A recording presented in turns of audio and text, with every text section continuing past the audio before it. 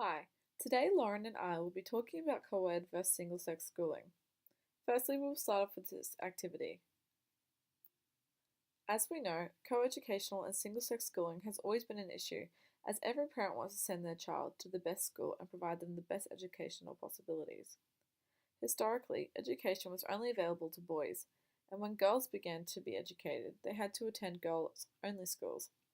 Eventually, schools became co-educational, and as we know, we now have single-sex and co-ed schools to choose from. Unfortunately, assumptions are made in regard to the quality of education and the teaching provided, which is where the struggle comes with picking between either a co-ed or non-co-ed school. When we think about co-ed and single-sex schools, I'm sure we all have our own personal opinions. However, this is what is usually discussed when it comes to the topic.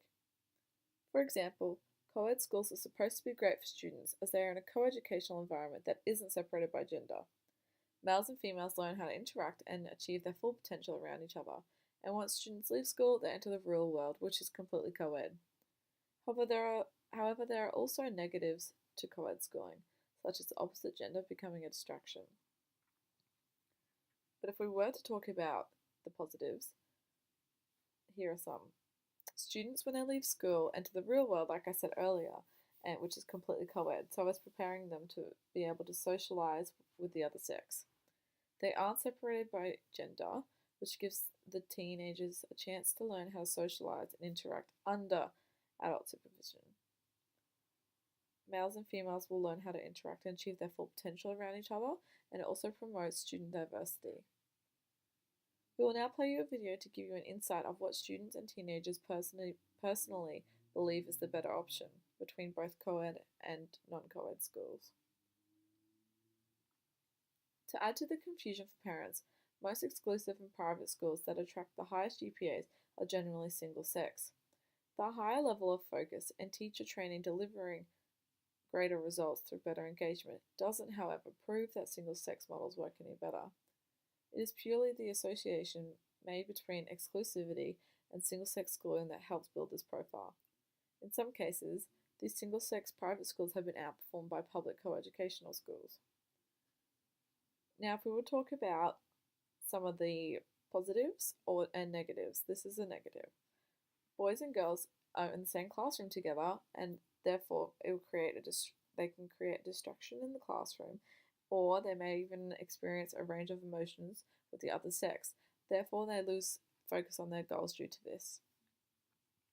Life already has too many distractions as it is, so why should we be thinking, let's put two genders together in the classroom? It's just another way to minimize a major distraction for the sake of good education. Here is another short clip to watch from The Simpsons. This Simpsons clip shows we assume that girls need to be nurtured and that masculine subjects like maths and science are not a female's domain. However, with the right portrayal, girls can dominate the STEM subjects such as math and science, and boys can explore and more easily pursue interests in music and drama. Single-sex schools and co-ed schools are widely discussed with many conflicting responses and findings from all around the globe. It is also one of the earliest considerations for parents when enrolling their children into school. While most Australian schools are co-educational, single-sex schooling is a common choice for many families. Although there is no concluding findings as to which style of schooling works best for children, which we'll discuss a bit later, but most that the number people of have an single-sex opinion one way schools or the appears other. to be declining in many countries around the world. Data obtained by the Herald Sun indicates that the number of single-sex schools in Britain has fallen by 45% over the past 20 years. It is becoming a common occurrence in Australian single-sex schools to be opening their doors to co-educational enrolments. Many reports on this subject are seemingly biased towards both genders. They suggest that boys are a distraction in the classroom, and with the absence of boys, girls can excel in areas they may not have previously. A report issued last year by the American Association of University Women established that boys and girls both flourish in a wholesome co-educational school. They also explain that while some girls prefer single-sex maths and science classes, there is no evidence that their results are affected in any way. The Organisation for Economic Cooperation and Development discovered that while there were substantial differences between the performance of students in Australian single-sex and coeducational schools, the achievements made by single-sex schools were all wiped out after socio-economic influences were considered. During my time conducting community engagement, I was at St. William's Catholic Primary School. I was assisting one of the teachers in prep. I observed children choose groups to complete their tasks amongst, which ended up with boys choosing to work with their male classmates and girls choosing to be amongst other girls. Although this is a coeducational school, students still chose to work in groups of the same sex. Both the boys and the girls alike completed the task in the time frame set and with good results, which did not really reflect on the gender of the group. Every single child is different and will learn in a different way. For one child, a coeducational school might be perfect. They might graduate with the ability to communicate effortlessly with the opposite sex, leading to a lifetime of good friends and relationships with the opposite sex, whereas it may not be the same for others. Other children might attend a single-sex school, which may give them the confidence to go out of their comfort zone without the fear of failing in front of the opposite sex. It may also give girls the opportunity to reach their leadership potentials easier than in a mixed environment.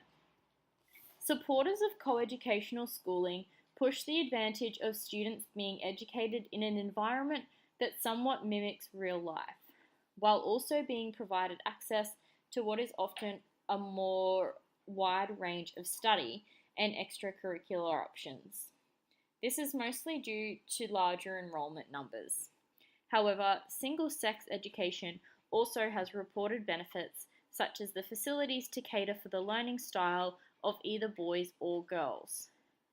According to some, this adds to a learning experience free of distraction, particularly in secondary years. So now we're just going to watch a short video from the project which just discusses coeducational versus single-sex schools.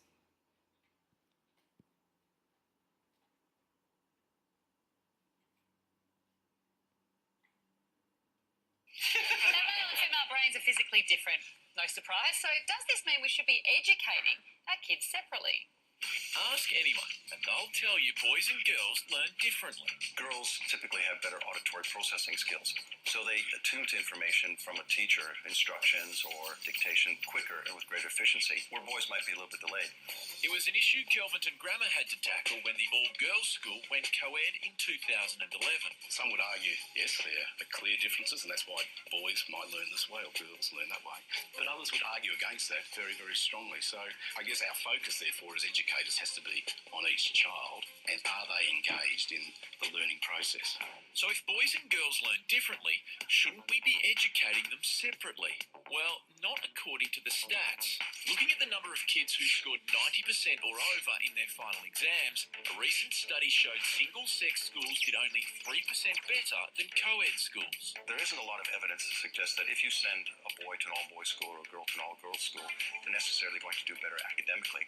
For some boys, single-sex schools work well, but co-ed schools work better.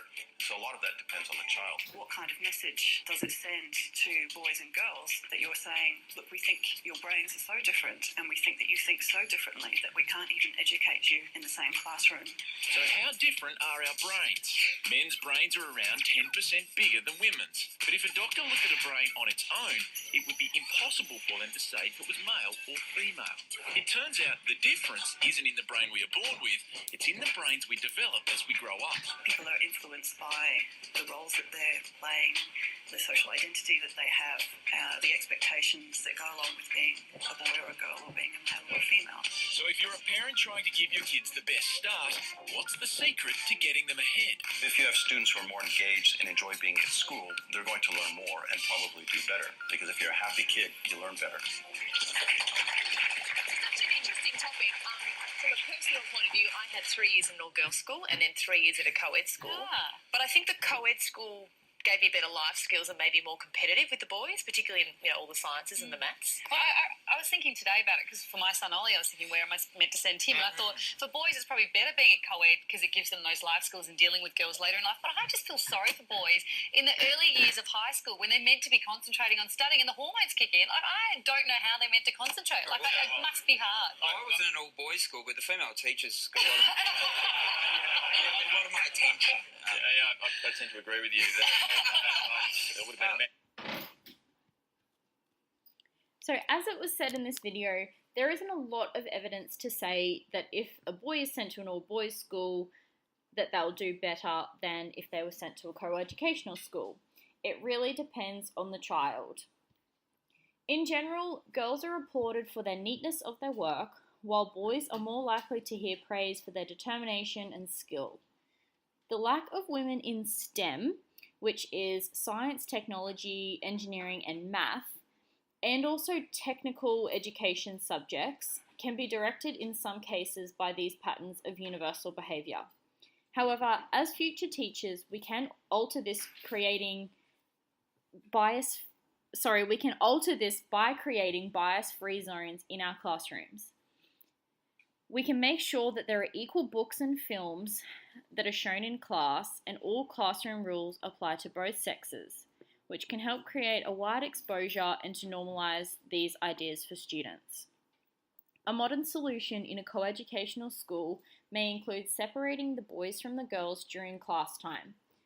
During lunch breaks, they still have the opportunity to mix with the opposite sex and to continue to grow in the regard, however, in class have fewer distractions. This is especially important in the formative years. Another benefit to this classroom separation is that boys and girls tend to learn differently. This situation allows the educator to customise their class delivery for maximum results. We must educate our students to remain open-minded and accepting of all people, no matter where they're from or what sex they are. We as teachers have an influential role in students' lives and can teach the next generation on how to react to gender bias. By including activities and lessons which assist in breaking down traditional gender roles in the classroom, we can prepare students to obtain information and participate more in discussions and other learning opportunities in all areas regardless of their gender. Thank you for listening.